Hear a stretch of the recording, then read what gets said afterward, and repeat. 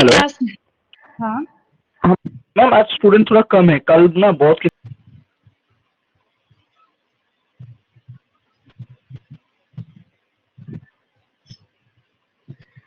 आज की क्लास में सेल चैप्टर को ही आगे कंटिन्यू करते हुए नीट के लिए मैं आपको उसके इम्पोर्टेंट क्वेश्चंस कराने जा रही हूँ, या तो जो पास्ट ईयर्स में पूछे गए हैं या फिर जिसकी प्रोबेबिलिटी है, बस वही क्वेश्चंस हम लोग कर रहे हैं। ठीक है, लास्ट क्लास में आपने ये क्वेश्चंस करे थे और 30 क्वेश्चंस हम लोगों ने करा था। उसके आगे जो है मैं आपको आज की क्लास में कंटिन्यू करा रही हूँ। ठीक है, देखिए,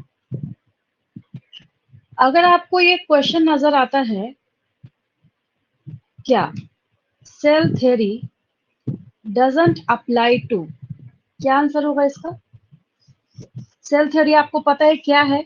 शेल्डन एंड शॉन ने प्रपोज किया था और जिसमें आपने ये सीखा था कि cells are product of cells, और दूसरा स्टेटमेंट आपने क्या सीखा था? Cells always arise from pre existing cells. ये दो बातें आपने सीखी थी। ठीक है, तो उसके बेसिस पे अगर आपको इसमें से सिलेक्ट करना हो तो किस ऑर्गेनिज्म को सिलेक्ट करेंगे? Ma'am virus. हाँ ठीक है, वेरी गुड। रीजन ये है कि एल्गी की हम बात करें, plant kingdom, fungus fungi, bacteria kingdom Monera, virus excluded from 5 kingdom system of classification. तो जब भी इसकी बात आती है और जब कभी भी आपसे इस क्वेश्चन के रिगार्डिंग पूछा जाता है, तो वन एंड ओनली आपको यहाँ पे आंसर क्या देना है? वायरस देना है। ठीक है, सही बोला आपने, बिल्कुल सही। ठीक है, चलिए स्क्रीनशॉट फटाफट लेते चलेंगे और ताकि हम लोग ज्यादा से ज्यादा क्वेश्चंस कर सकें। बाद में नोट जरूर कर लेंगे, नोट आपके लिए उससे चीजें याद होती हैं इसलिए। हो गया, आगे चले। Yes ma'am. अब एक क्वेश्चन है, इसमें कुछ डिस्क्रिप्शन भी इंक्लूडेड है, वो भी मैं आपको समझाऊंगी। क्वेश्चन ये है यहाँ पे, the largest constituent of the membrane of the erythrocyte in human beings and is also responsible for performing most of the functions of the membrane। अब ये क्वेश्चन इतना इंपॉर्टेंट इसलिए हो जाता है क्योंकि इसमें एक चीज जो है वो ऑपोजिट हो जाती है पूरे लिविंग सिस्टम की रिगार्डिंग। इसलिए क्या आंसर हो सकता है इसका?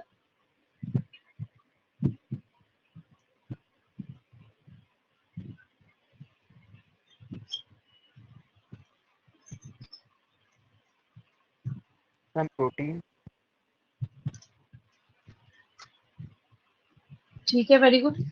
इसका रीजन क्या है कि जैसे ही फ्लूइड मोजाइक मॉडल को आप एनालाइज करना स्टार्ट करते हैं तो उसमें एक चीज क्लियर है कि फ्लूइड मोजाइक मॉडल के अंदर जो मेजर कॉन्स्टिट्यूएंट का पार्ट है वो किसका है? वो एक्चुअली लिपिड्स का है। लेकिन यहाँ जब आप एनालाइज करना स्टार्ट कर रहे हैं तो यहाँ पे आपको आरबीसीज में मेजर कॉन्स्टिट्यूएंट के तौर पे क्या नजर आता है? प्रोटीन्स नजर आते हैं आपको। यहाँ पे क्या दिखता है? मेजर कॉन्स्टिट्यूएंट क्या है? यहाँ प्रोटीन्स है। तो जिसकी वजह से ये क्वेश्चन आपसे पूछा जा रहा है, क्योंकि आरबीसीज में 52% प्रोटीन है, ओनली 40% क्या है? लिपिड्स है। आपकी एनसीईआरटी बुक में होगा, उसको भी एक बार देख के याद से अंडरलाइन कर लेना। ठीक है, answer is a, that is proteins.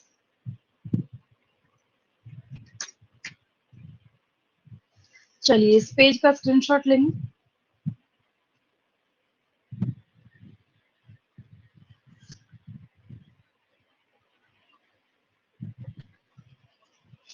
यहाँ पे ऐसे क्वेश्चंस के लिए बच्चों को मैं एक ही बात बोलती हूँ कि जब आपसे पूछा जाए it possesses this, it possesses cilia, it possesses flagella, it possesses eye spot, तो इसका जवाब एक ही है, आपको उस ऑर्गेनिज्म के डायग्राम को याद करना पड़ता है। और कोई दूसरा ऑप्शन नहीं है, ना इसमें रटना है ना कुछ वैसे आप। हाँ ठीक है, इसका आंसर क्या हो, क्योंकि पैरामीशियम में क्या है? सीलिया है, अमीबा श्यूडोपोडिया, यीस्ट, हाँ यीस्ट इसमें तो खैर है ही नहीं। तो बचा एक हमारे पास क्या? अगर आप डिस्कार्ड मेथड भी अप्लाई करेंगे तब भी आपको यहाँ पे आंसर क्लियर हो जाएगा, दैट इज यूग्लिना।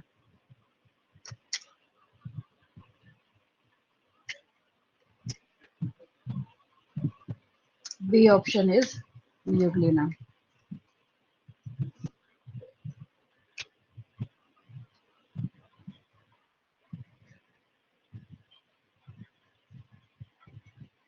ये भी मैंने आपको बता रखा है, आपकी बॉडी में एक ऐसा सेल है जिसके पास न्यूक्लियस नहीं है।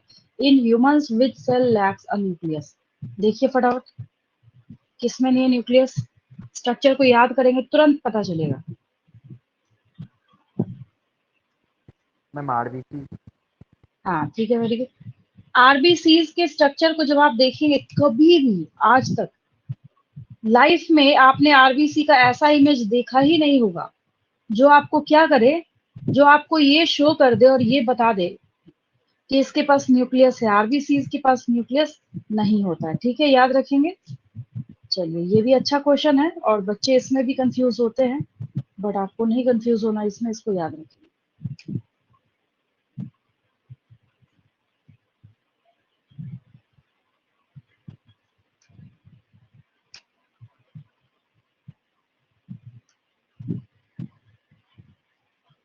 आगे चले हम लोग। आंसर अगर चाहिए तो उसका लिख लीजिए यहाँ पे ताकि आप कंफ्यूज ना करें। ये जो आपका आरबीसी है, इसकी बजाय अगर एरिथ्रोसाइट भी लिखा हो तो आपको घबराने की जरूरत नहीं है, आंसर यही होगा इसका, ठीक है। स्क्रीनशॉट ले लेंगे।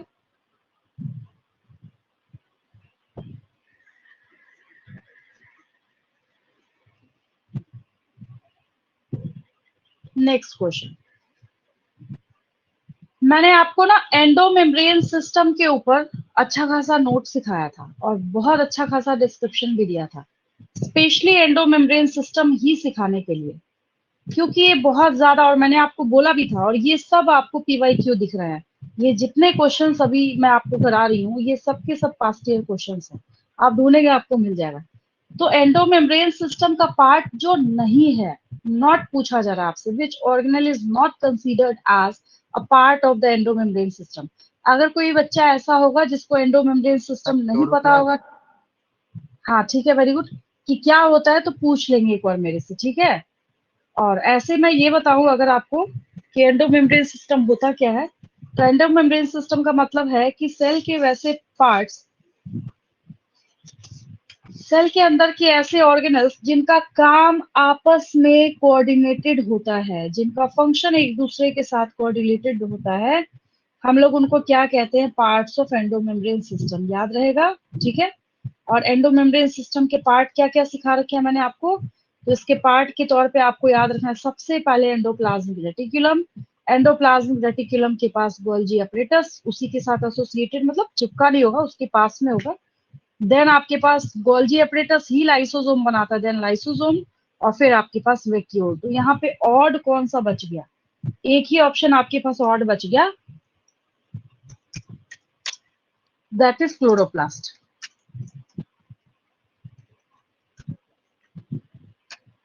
हो गया ये। चलिए इसका स्क्रीनशॉट लेंगे।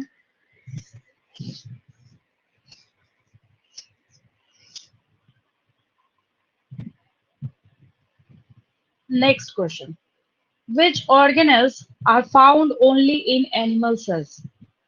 और एक एक करके सिंगल ऑप्शन दिया है तो मैं, हाँ ठीक है, वेरी गुड। सेंट्रियोल का वर्क क्या होता है,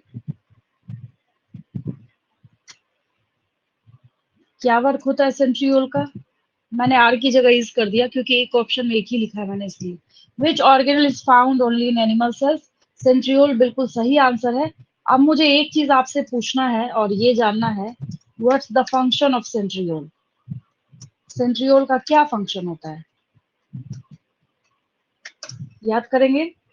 नहीं पता हो तो पूछेंगे, मैं बता रही हूँ, इसमें बहुत सारे क्वेश्चंस पूछे जाते हैं।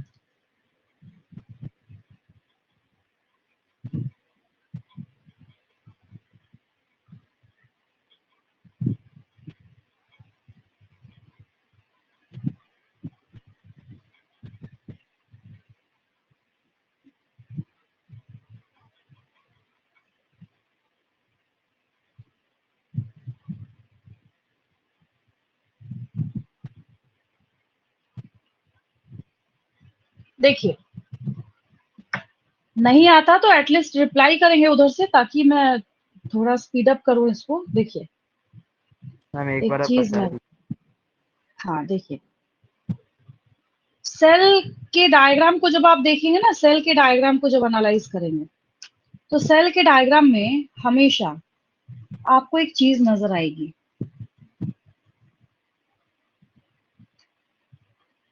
जैसे मेरे पास ये एक सेल का डायग्राम है, ठीक है, इसमें दिखा तो ठीक है, नहीं दिखा तो हाँ देखिए, हालांकि ऐसे बिल्कुल ही पिन पॉइंट लाइक तो नहीं है, बट ठीक है।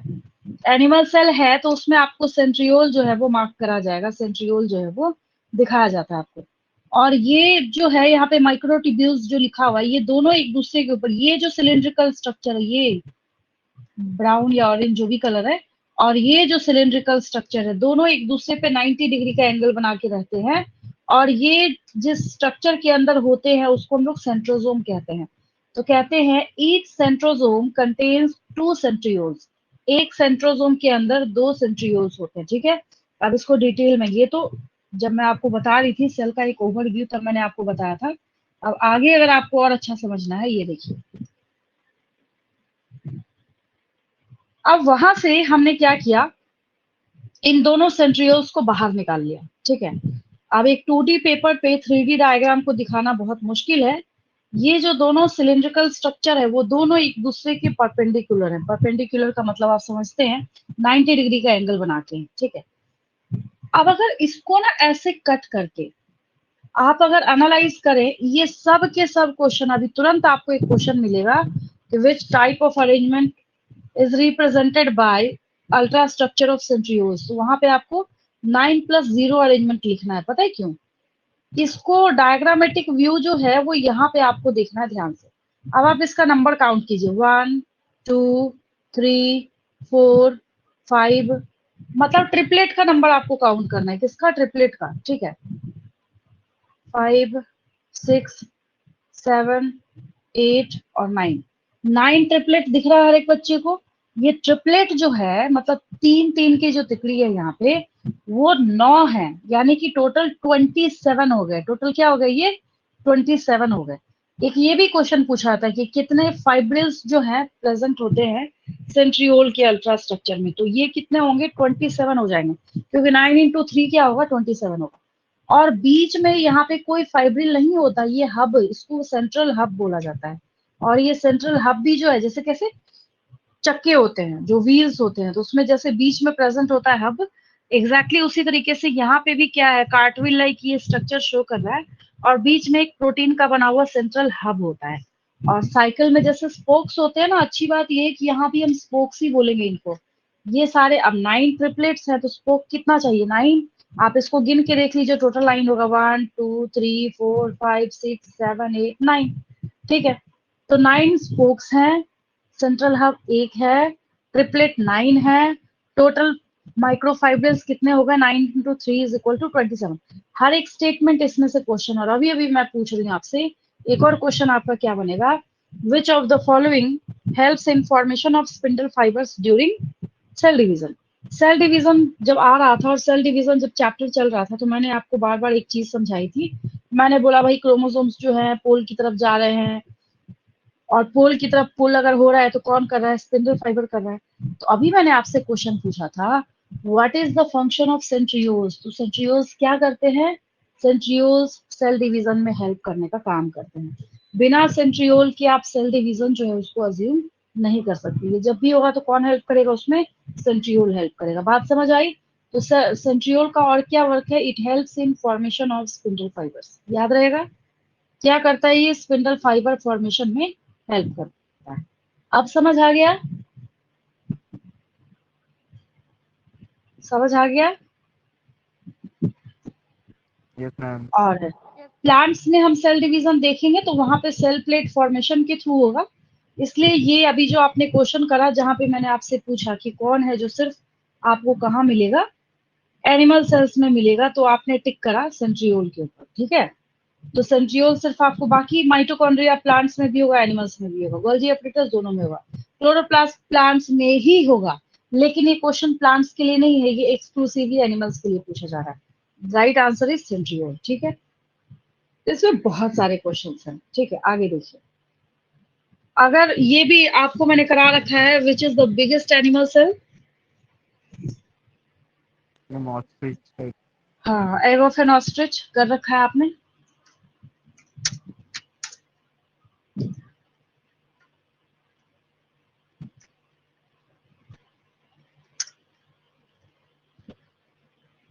चलिए इसका स्क्रीनशॉट लेंगे।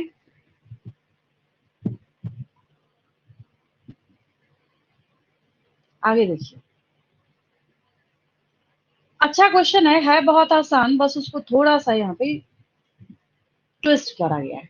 क्वेश्चन है मैम विच लाइसोसोम। ऑर्गेनल, हाँ, is responsible for the degradation of worn out sales. ठीक है, जो चीजें ऐसी है सेल के अंदर जो डिग्रेड हो चुका है, जिसका सेल के लिए कोई यूज नहीं है, जैसे आपके घर में किचन वेस्ट है या आपके घर का पूरा वेस्ट है, उसको आप घर में तो नहीं रख सकते ना।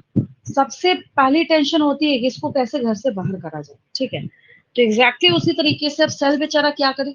तो सेल के अंदर एक ऐसा मैकेनिज्म है जहां पे लाइसोसोम्स किस चीज में हेल्प करते हैं, ये इसके पास जो भी डिग्रेडेड चीजें हैं उस उनके डाइजेशन का काम करता है ये। और ये बहुत सारे हाइड्रोलिटिक एंजाइम को खुद में स्टोर करने का काम करता है, जिसकी वजह से हमने इसका नाम भी क्या रख रखा है, suicidal bag of the cell. ठीक है, बिल्कुल सही आंसर करा आपने। और यहाँ पे हम लोग मार्क कर देते हैं लाइसोसोम्स।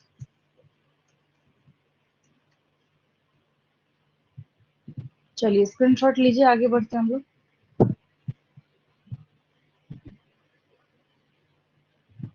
नेक्स्ट क्वेश्चन अभी देखिए आ गया तुरंत, अभी तुरंत इसका आंसर आपको आएगा।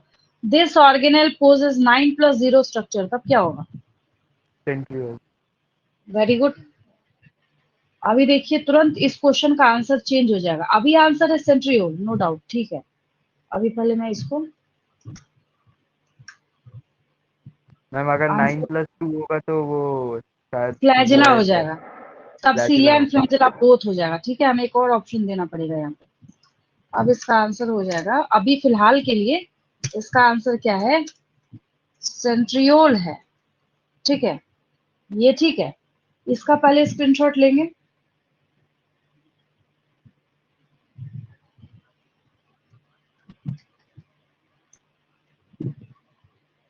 Yes ma'am.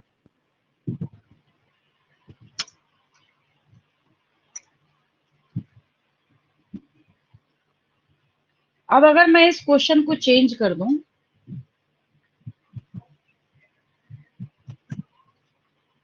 यहां मैंने कर दिया 9+2, तो ऑप्शन डी सी को और हमें फ्लैजिला। करना पड़ेगा। हाँ, both B B and and, हाँ, सी करना पड़ेगा। ठीक है, और इसका करेक्ट आंसर जो है,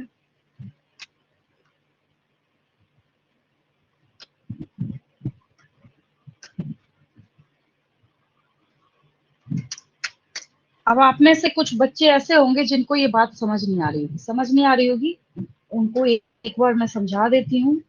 1 मिनट का टाइम जाएगा, लेकिन समझना बहुत जरूरी है। क्वेश्चंस बहुत सारे आते हैं इससे। ठीक है, देखिए। मैम इसको 9+2 एरे भी बोल सकते हैं। हाँ बिल्कुल बोल सकते हैं।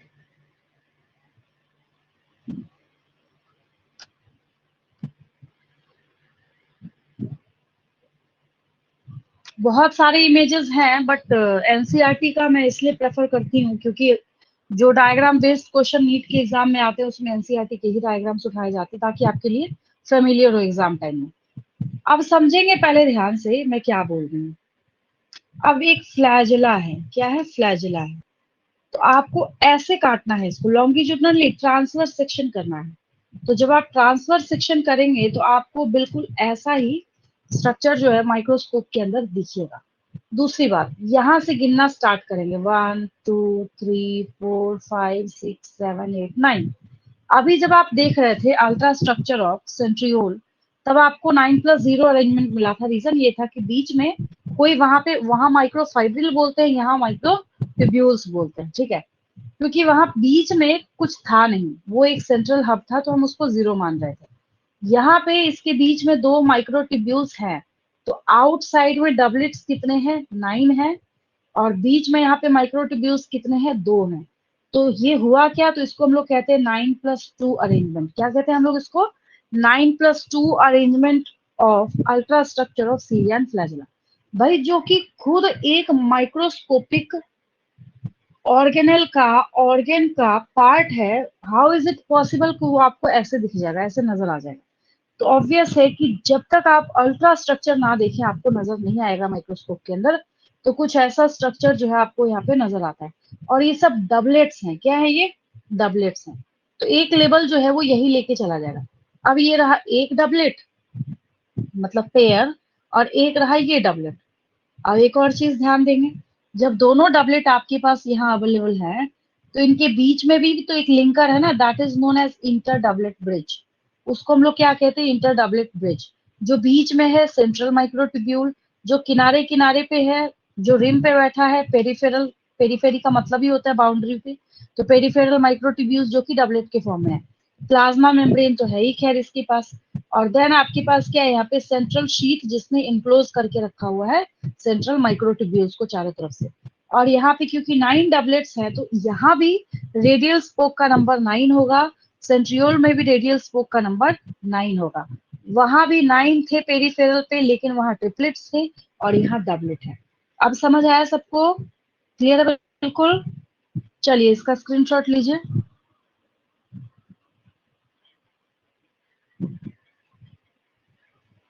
Yes ma'am. अभी जस्ट आपने लाइसोसोम के ऊपर एक क्वेश्चन करा है, तो उस क्वेश्चन को ऐसे भी आपसे पूछा जा सकता है कि which organelle possess hydrolase enzymes या हाइड्रोलाइटिक एंजाइम्स। तो लाइसोसोम जो है इसके पास लिपिड डाइजेशन करने के लिए क्या होगा? लाइपेज। कार्बोहाइड्रेट डाइजेशन के लिए कार्बोहाइड्रेजेस। प्रोटीन डाइजेस्ट करने के लिए प्रोटीएजेस। मतलब इसने पूरा टूल अपने पास तैयार करके रखा हुआ है कि हर तरीके से मुझे क्या करना है? तैयारी करनी है कि सेल के अंदर अब अगर कभी गलती से कोई भी ऐसा पार्ट है जिसको कि सेल के अंदर अंदर ही उसको डिग्रेड करके वहां से रिमूव करने की रिक्वायरमेंट है, तो लाइसोसोम हमेशा रेडी रहता है उसके लिए। ठीक है, आंसर इज लाइसोसोम। स्क्रीनशॉट लीजिए इसका।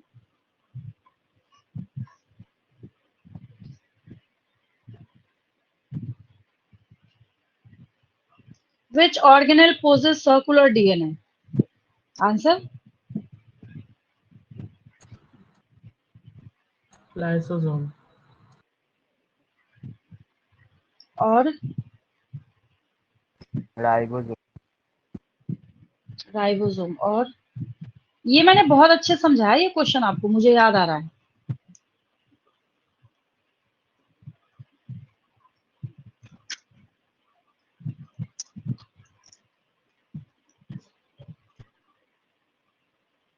और देखिए, और सोच के देखिए। अच्छा, मैंने ना जब डिस्क्रिप्शन दिया था तो मैंने एक बात बार बार समझाई थी आपको। मैंने बोला था कि सेल के पास ऐसे दो ऑर्गेनेल्स है जिनको सेमी ऑटोनोमस बोला जाता है, याद आया? Yes ma'am. कौन कौन से? मैम क्लोरोप्लास्ट और माइटोकॉन्ड्रिया। Very good. अब उसमें से आंसर ढूंढिए। मैम मैम क्लोरोप्लास्ट होगा। ऑप्शन है क्लोरोप्लास्ट। मिल गया? आंसर मिल गया। तो देखिए, पूछ रहा है, पहली बात तो ये है कि चाहे हम लाइसोसोम की बात करें, चाहे राइबोसोम की बात करें, चाहे गोल्जी एप्परेटस की बात करें, भाई वो डीएनए तो तब कैरी करेगा ना जब न्यूक्लियस के बाद किसी के पास पावर या अथॉरिटी दी जाएगी उसको कि भाई तुम्हारे पास जेनेटिक मटेरियल हो सकता है। जब इन बेचारों के पास है ही नहीं तो क्यों हम मार्क करें इसको? तो सिर्फ आपको जो डीएनए है वो किसके पास है? क्लोरोप्लास्ट के पास है। अब पूछा जा रहा है हाँ, सर्कुलर डीएनए, तो उसमें बच्चे इसलिए कंफ्यूज हो गए, रीजन क्या है? क्योंकि क्लोरोप्लास्ट पाया तो जाता है किसमें? यूकेरियोट्स में। लेकिन ये जो टाइप ऑफ जेनेटिक मटेरियल है वो कैसा है? सिंगल सर्कुलर, जो कि प्रोकैरियोट्स में पाया जाता है। आप तो नहीं कंफ्यूज करेंगे इसमें? No ma'am. चलिए, अगर क्लोरोप्लास्ट की बजाय मैं माइटोकॉन्ड्रिया लिखती तो वही आंसर होता। अगर क्लोरोप्लास्ट के साथ मैं बी ऑप्शन में माइटोकॉन्ड्रिया लिखती तो मुझे डी ऑप्शन में लिखना पड़ता बोथ ए एंड बी। अब जरूरी नहीं है कि जैसे option as it is photocopy printed हो, थोड़ा आपको वहां पे अपना दिमाग लगाना पड़ेगा। ये देखिए, इस बेचारे के पास क्या है? यहाँ पे सर्कुलर डीएनए। ठीक है, तो याद रखेंगे इसको। चलिए स्क्रीनशॉट लीजिए इसका। Yes, no, ma'am. अब इसको देखिए, करेक्ट ऑप्शन कौन सा है इसमें? Ma'am A, lysosome suicidal bag. हाँ ठीक है, वेरी गुड। लाइसोसोम को suicidal bag of the cell कहते हैं, बचपन से सुनते आ रहा है। राइबोसोम में क्या गलती है यहाँ पे? क्या होना चाहिए इसकी जगह? लिपिड सिंथेसिस की जगह क्या होगा? Ma'am, Grena. राइबोसोम के सामने लिपिड मैम सिंथेसिस की जगह पे क्या होगा? Protein synthesis. हाँ, प्रोटीन सिंथेसिस होगा। ठीक है। अच्छा, माइटोकॉन्ड्रिया के सामने क्या होगा यहाँ पे? पावर हाउस ऑफ जो द इसने सेल। ग्राफ, हाँ कुछ भी हो सकता है, जैसे ये मैच करने को यहाँ पे बोल रहा है, एटीपी सिंथेसिस लिखा हो सकता है, यहाँ पे मैट्रिक्स लिखा हो सकता है, that should be concerned with mitochondria. लेकिन ग्राना बेचारे का कनेक्शन तो क्लोरोप्लास्ट के साथ है, तो गलत हो गया। और स्मूथ एंडोप्लाज्मिक रेटिक्यूलम, अब बेचारे के पास, मैम वो प्रोकैरियोटिक तो सेल के पास, प्रेजेंट ही नहीं होता हाँ, है प्रोकैरियोट। एंडोप्लाज्मिक रेटिक्यूलम नाम की कोई चीज है ही नहीं। तो यहाँ पे आपसे करेक्ट पूछा जा रहा है, तो correct option is lysosome. Option A. Hmm,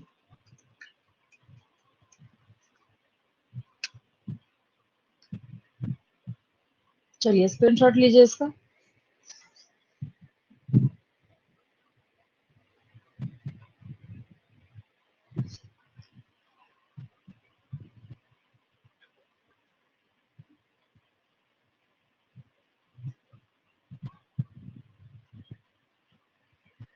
next देखिए, अभी मैंने आपको ultra structure of cilia and flagella जो है वो समझाया है। अब उसको याद रखते हुए ना थोड़ा ध्यान से इस क्वेश्चन का आंसर करेंगे, ठीक है? हाउ मेनी टोटल माइक्रोट्यूब्यूल्स, पहले ऑप्शन देख लेंगे क्योंकि ऑप्शन के अकॉर्डिंग आपका आंसर वेरी करेगा। How many total microtubules are observed in ultra structure of cilia and flagella? Option number A is 27. Ma'am Option number 20 B होगा। is 20. मैम यही Option होगा। number, हाँ ठीक है, वेरी गुड। कैसे? मैम उसमें 9 डबलेट्स रहता है तो 9 इंटू 2 18 होता है, और बीच में 2 रहता हाँ, है तो 18 प्लस 2 20। वेरी गुड, ठीक है। तो इसका आंसर क्या हो जाएगा? 20 हो जाएगा। समझ आया बाकी बच्चों को? नहीं Yes, समझ ma'am. आया तो पूछ लेंगे मुझसे। सबको आ गया समझ में? Right answer is 20। Right answer is 20। कैसे पता लगाया आपने कि 20 है इसका आंसर? डायग्राम याद है सबको? हाँ यस मैम. मैम। जिसमें मैंने आपको क्या सिखाया था, जो आपने डायग्राम एनालिसिस करा था, उसमें आपने ये देखिए, अगर कंफ्यूजन हो रही है बच्चों को तो ये डायग्राम वापस देखिए जो मैंने अभी अभी आपको शो करा है।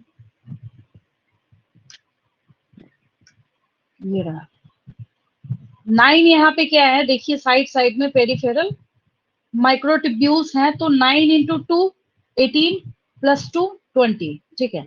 अभी देखिए क्वेश्चन के साथ साथ कैसे आंसर बदलेगा इसका। एक क्वेश्चन आपने सॉल्व करा, अब देखिए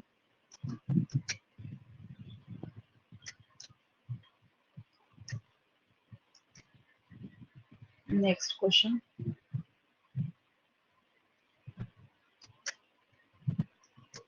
अब अगर मैं कर दूं सीरिया, हाउ मेनी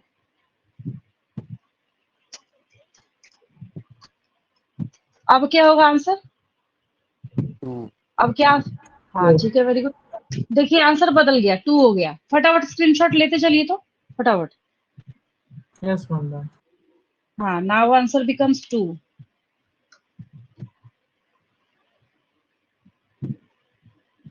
देन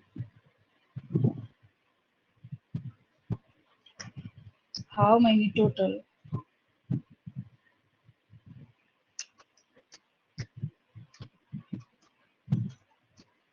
अब कितना हो जाएगा? 80। साइड में कितने हो गए? 9 इंटू 2 इज इक्वल टू 18। जिन बच्चों को नहीं समझ आ रहा, 9 इंटू 2 इज इक्वल टू 18, ऐसे याद रखेंगे। चलिए इसका स्क्रीनशॉट लीजिए। Yes, ma'am.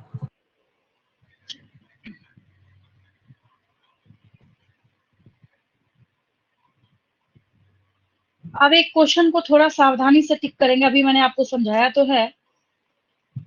अभी क्वेश्चन है, select the correct option regarding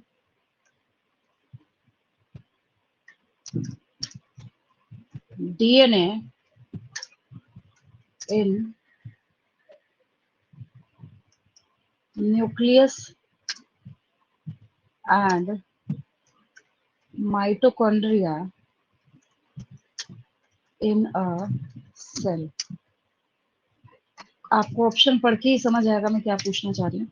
correct option regarding DNA in nucleus and mitochondria.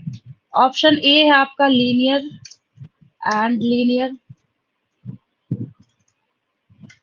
Option B है आपका linear and circular. Option C है आपका सर्कुलर एंड लीनियर। और ऑप्शन डी है आपका सर्कुलर एंड सर्कुलर। चलिए अब बताइए।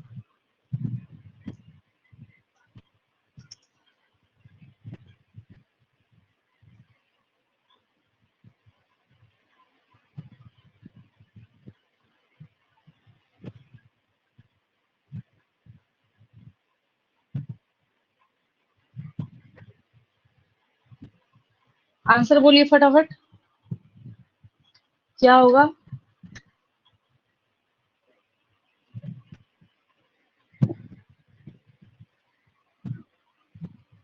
Ma'am D. Circular and circular. Mitochondria में तो सर्कुलर होता है मैम, न्यूक्लियस। अच्छा, आप लोग तो यूकेरियोट्स हैं, आपकी बॉडी में न्यूक्लियस के अंदर कैसा डीएनए होगा? मैम लीनियर होगा। Linear. लीनियर। मिल गया आंसर। हाँ, लीनियर एंड सर्कुलर होता है। हाँ न्यूक्लियस, क्योंकि ना हम यहाँ पे यूकेरियोट्स के बारे में बात कर रहे हैं। और जब मैं समझा रही थी तो वहां पे मैंने आपको एक चीज और समझाई थी कि हैरानी की बात ये है कि न्यूक्लियस खुद अपने अंदर लीनियर डीएनए कैरी कर रहा है, लेकिन माइटोकॉन्ड्रिया जो है वो prokaryotic type of DNA carry कर रहा है। याद आया?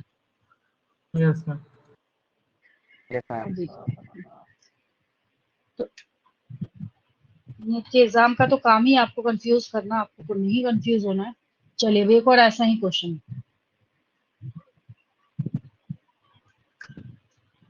इन अ सेल। अब देखिए, रिगार्डिंग डीएनए है ना, बस यहाँ पे रिगार्डिंग राइबोसोम कर देती हूँ। Regarding ribosome,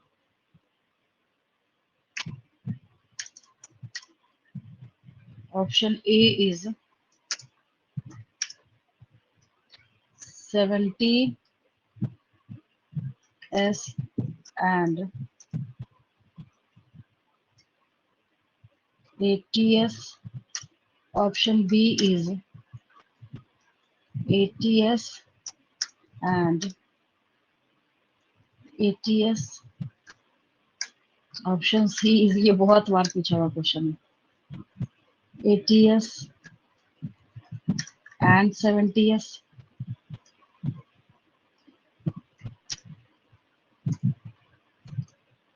option D is 70s and 70s। चलिए अब बताइए।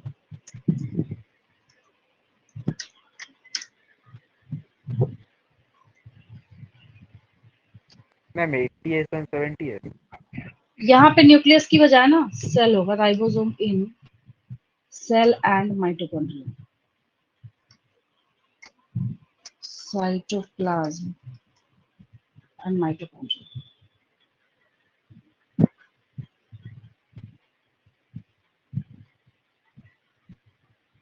मैम सी हाँ, होगा। क्या बोला आंसर? फिर से बोलिए, फिर से बोलिए। Ma'am C. हाँ ठीक है। साइटोप्लाज्म में जब मैं ये बता रही थी तो बार बार मैंने रिपीट करा था कि यहाँ भी सेम वही स्टोरी है जो आप जेनेटिक मटेरियल के बारे में पढ़ रहे थे, कि जेनेटिक मटेरियल, अभी जो तुरंत आपने क्वेश्चन करा कि जेनेटिक मटेरियल यूकैरियोटिक टाइप का कैरी कर रहा है सेल, लेकिन जब माइटोकॉन्ड्रिया की बारी आ रही है तो उसके पास कैसा है? प्रोकैरियोटिक टाइप का है। ठीक उसी तरह हाँ, यहाँ पे क्या है, साइटोप्लाज्म के बारे में जब बात करी जाए वो खुद तो एटीएस कैरी कर रहा है, लेकिन जब माइटोकॉन्ड्रिया की बारी आती है तो माइटोकॉन्ड्रिया क्या करता है? 70s टाइप ऑफ राइबोसोम जो है वो, 70। हाँ स्क्रीनशॉट लीजिए इसको।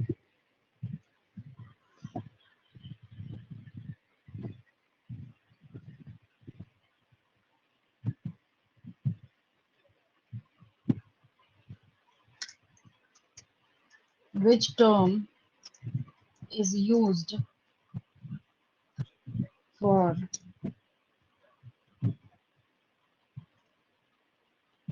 enfolding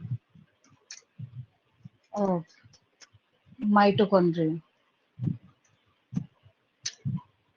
क्या होगा आंसर इसका? अगर मैं ऑप्शन ना लिखूं तो, अब ऑप्शन तो मैं लिख ही रही हूँ, लेकिन बिना ऑप्शन के अगर मैं पूछूं आपसे तो मैम याद नहीं आ रहा है। देखिए शायद इमेज से याद आ जाए आपको।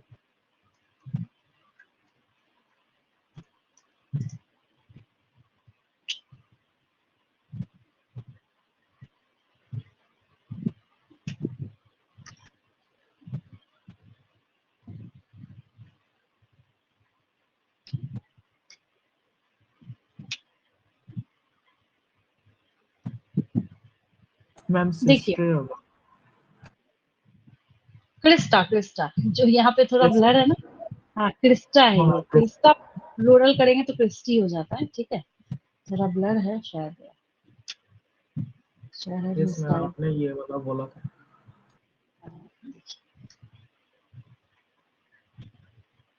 इनफोल्डिंग्स जो है उसको हम लोग क्या कहते हैं? क्रिस्टा कहते हैं, ये क्लियर है। देखिए अब ऑप्शन की जरूरत नहीं पड़ी ना, तो मैं बार बार हर क्लास में क्या रिपीट करती हूँ कि डायग्राम की जो इम्पोर्टेंस है ना उसका कोई कंपनसेशन नहीं है और उसका कोई सब्स्टिट्यूट नहीं है। तो जो यहाँ पे इनफोल्डिंग है, जो रिजेस है यहाँ पे, उसको हम लोग नाम क्या दे रहे हैं? क्रिस्टा प्लूरल है क्रिस्टा। और क्रिस्टी के, हाँ क्रिस्टा सिंगुलर और क्रिस्टी प्लूरल है यहाँ पे, ठीक है। आंसर इज, मैं ऑप्शन नहीं लिख रही, आंसर इज क्रिस्टा, क्योंकि ये डायग्राम बेस्ड क्वेश्चन है। हाँ, कंफ्यूज करने के लिए आपको बहुत सारी चीजें लिखी रहेंगी, सिस्टर्नी, क्रिस्टा, मेसोजोम, है ना। आंसर इज क्रिस्टा, प्लूरल करना चाहते हैं क्रिस्टी। चलिए इसका स्क्रीनशॉट लेंगे। Yes ma'am.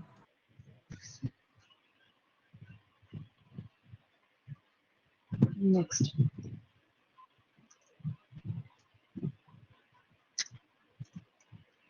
Give the term for the fluid filled in mitochondria। ये भी बहुत अच्छा क्वेश्चन, मैट्रिक्स। ठीक है, वेरी गुड। चलिए डायरेक्ट आंसर दे दिया तो ऑप्शन में नहीं लिख रही। वन एंड ओनली क्या है? मैट्रिक्स है। क्या है ये? Matrix matrix. है। अगर इसको मैं चेंज कर दूं, give the term for fluid filled in, अगर मैं इसको क्लोरोप्लास्ट कर दूं तब क्या होगा?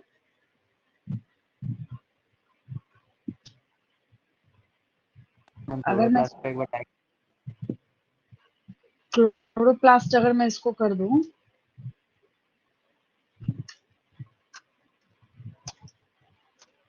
डायग्राम पता चलता है। डायग्राम जो है, तो इसलिए तो मैं कहती हूँ कि जब कभी भी ऐसा होता है तो डायग्राम जो है वो आपको दिमाग में प्रिंट कर लेना चाहिए हमेशा। Stroma lamellae, stroma stroma stroma इतनी बार आपने सुन रखा है। स्टोमा हो हाँ, कि लैंड। आपको पता चल जाएगा। स्ट्रोमा, सिर्फ स्ट्रोमा, जो हाँ मैम, ग्रैना को कनेक्ट करने के लिए जो स्ट्रक्चर आएगा उसको बोलेंगे लैमिली। लैमिनी। तो यहाँ पे अब माइटोकॉन्ड्रिया का था तब तो आप मैट्रिक्स बोल रहे थे, लेकिन ये माइटोकॉन्ड्रिया का नहीं है। ये तो मैंने किसका बना दिया, क्लोरोप्लास्ट का। तो क्लोरोप्लास्ट के लिए ये बदल जाएगा, स्ट्रोमा हो जाएगा, नाम बदल गया, है ना। चलिए इसका स्क्रीनशॉट लीजिए। मैम थोड़ा सा डायग्राम ऊपर कीजिए, नीचे वाला ब्लर होगा। हाँ मैम, ठीक है। Yes ma'am done. नेक्स्ट,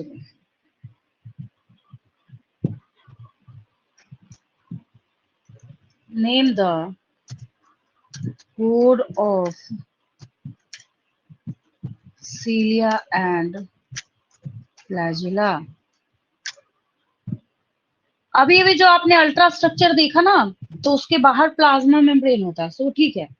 लेकिन उनके बाहर भी ना कवरिंग होती है, कोटिंग होती है, ठीक है। जब कभी भी आपसे एक क्वेश्चन पूछा जाए तो आपके पास एक ही राइट एक्सोनिम। आंसर होगा। हाँ, एक्सोनिम, इसके सिवा कुछ नहीं होगा। आपको कितने भी ऑप्शन दे दिए जाए, लेकिन आपको एक्सोनिम जो है वो हमेशा याद होना चाहिए। Name the code of cilia and flagella, the answer is exonym. Exonym कहते हैं हम लोग। थोड़ा सा इसका डायग्राम दिखा सकते हो एक्सोनिम एक्सोनिम का? कर लीजिए।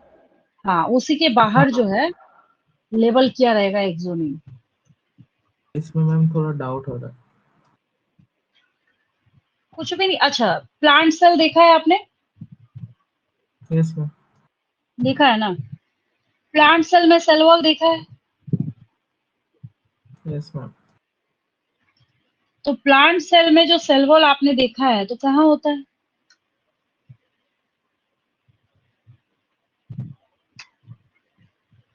प्लांट सेल में सेल वॉल कहाँ होता है? सेल मेम्ब्रेन मेम्ब्रेन के के बाहर। बाहर, सेल मेम्ब्रेन के सेल मेम्ब्रेन बाहर। के ऊपर होता है। हाँ हाँ, तो मैं क्यों पूछ रही हूँ क्वेश्चन, पता है आपको?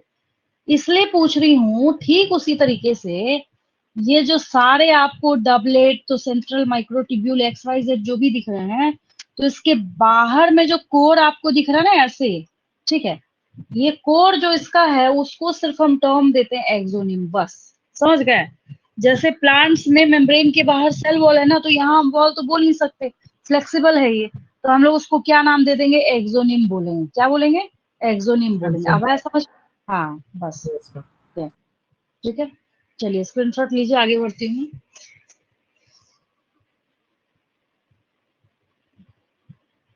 आगे देखिए, एक और question. What is the nature of microtubules? क्या हो सकता है, सोचिए। अगर मैं आपको लिख दूं लिपिड, फैटी एसिड,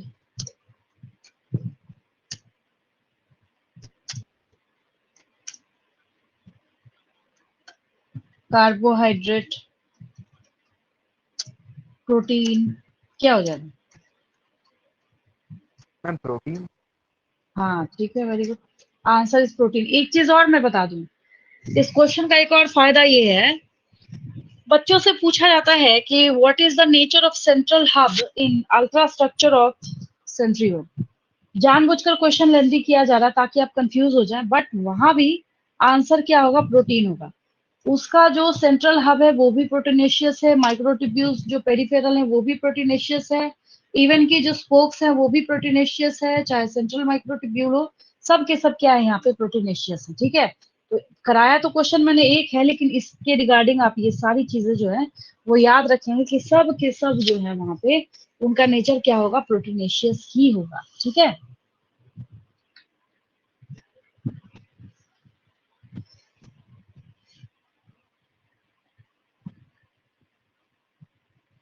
स्क्रीनशॉट ले लिया इसका?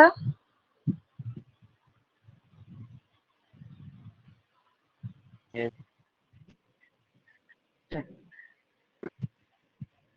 Yes ma'am. अब एक जिससे बहुत ज्यादा क्वेश्चंस पूछे जाते हैं उसको एक बार मैं डायग्राम समझा दूं, उसके बाद में क्वेश्चंस पूछती चली जाती हूँ।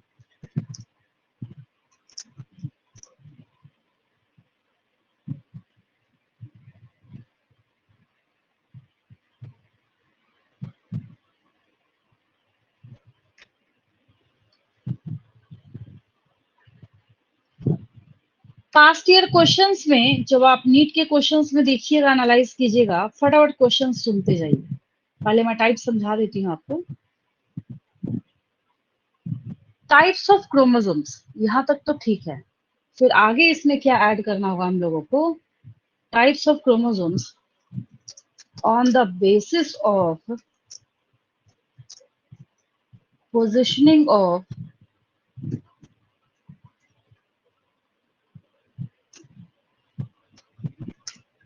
सेंट्रोमियर।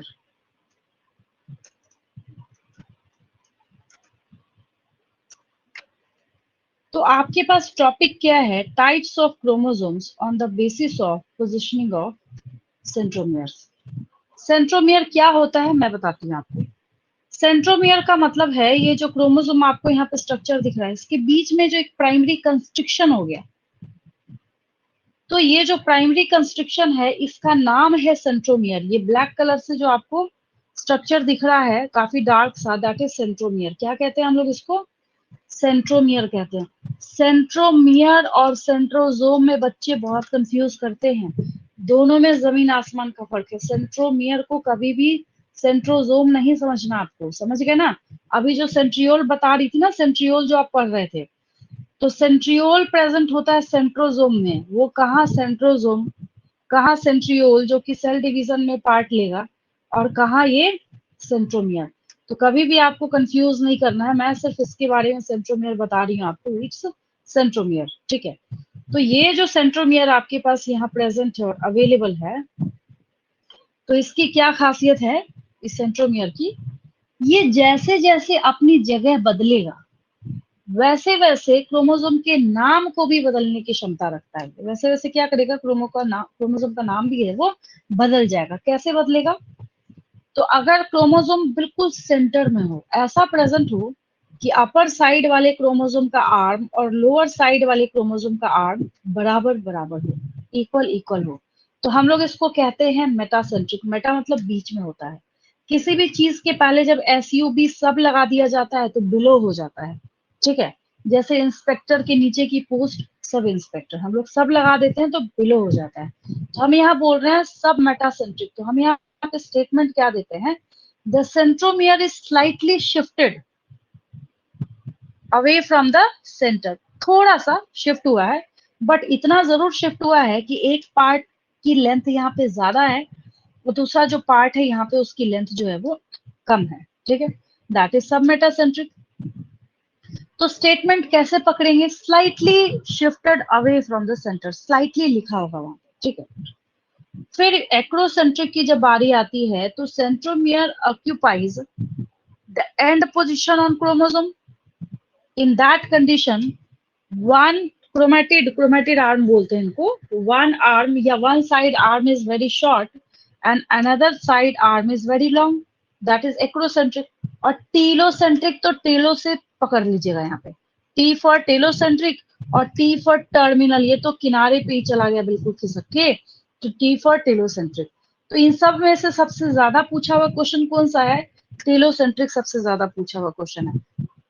साफ सीधा बच्चों के पास क्वेश्चन क्या लिखा हुआ है कि in which of the following centromere occupies the terminal position। Answer क्या हो जाएगा? टेलोसेंट्रिक हो जाएगा। क्या हो जाएगा? टेलोसेंट्रिक हो जाएगा। समझ आया?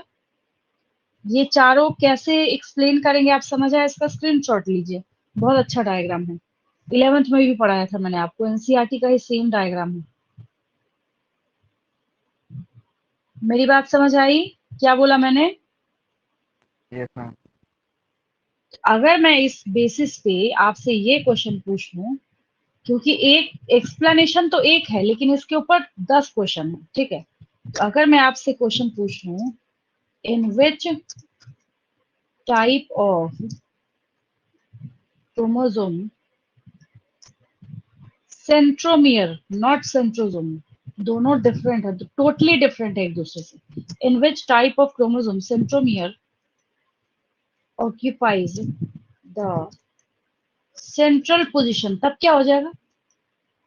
मेटासेंट्रिक। ठीक है, वेरी गुड। तब आंसर क्या हो जाएगा? One and only metacentric. Answer is metacentric. ठीक है, अगर मैं इस क्वेश्चन को कर दूं,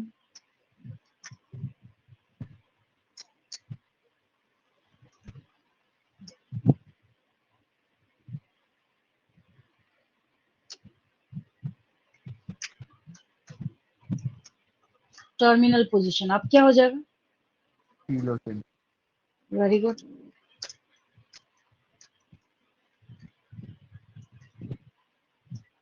ये टॉपिक समझ आ गया? दो और क्वेश्चंस हैं, तो इसी में आपको पूछा जाएगा, एक में आपको लिख दिया जाएगा in which type of chromosome centromere slightly shifted away from the centre, the answer becomes submetacentric.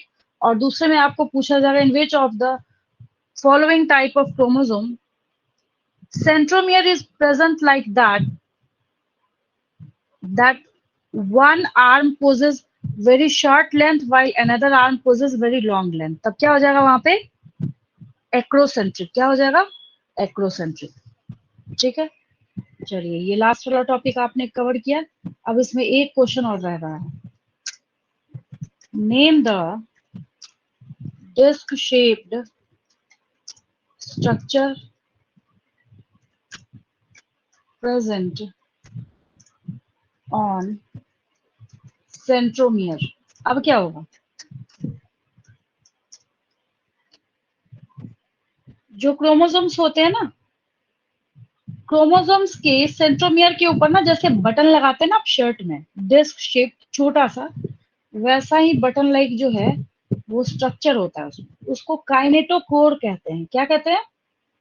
उसको काइनेटोकोर कहते हैं, हमेशा याद रखेंगे। ठीक है, अब अगर कोई आपसे पूछ ले, चलो ठीक है, इस काइनेटोकोर का ये बता दो काम क्या है, क्यों प्रेजेंट होता है ये, तो सेल डिवीजन के टाइम में यही वो काइनेटोकोर है, यहाँ पे ये जो येलो कलर का आपको दिख रहा है, जिनसे स्पिंडल फाइबर्स अटैच होंगे, तो इनको हम क्या बोलेंगे? काइनेटोकोर बोलते हैं। ठीक है, द आंसर इज काइनेटोकोर।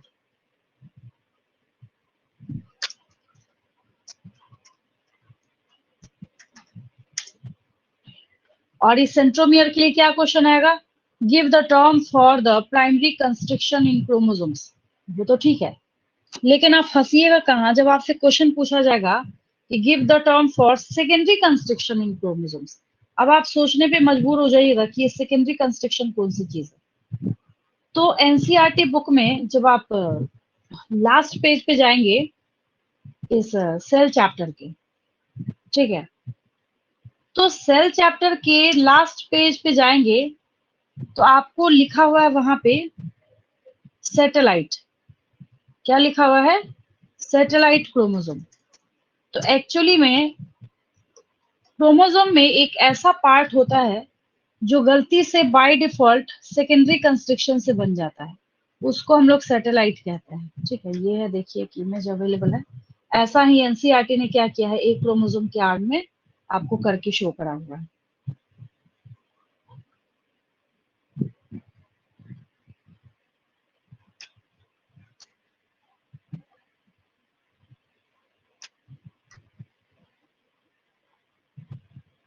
ये देखिए ब्लर है थोड़ा, बट ये जो पार्ट है इसके बारे में बोला जा रहा है, सैटेलाइट।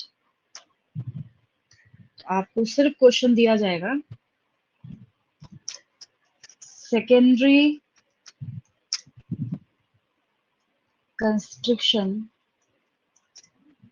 इन क्रोमोसोम इज, क्या बोलते हैं इसको? सैटेलाइट बोलते हैं।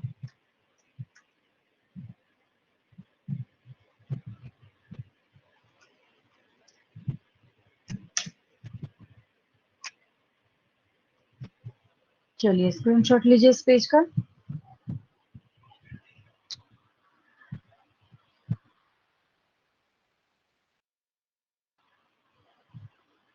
है बिल्कुल?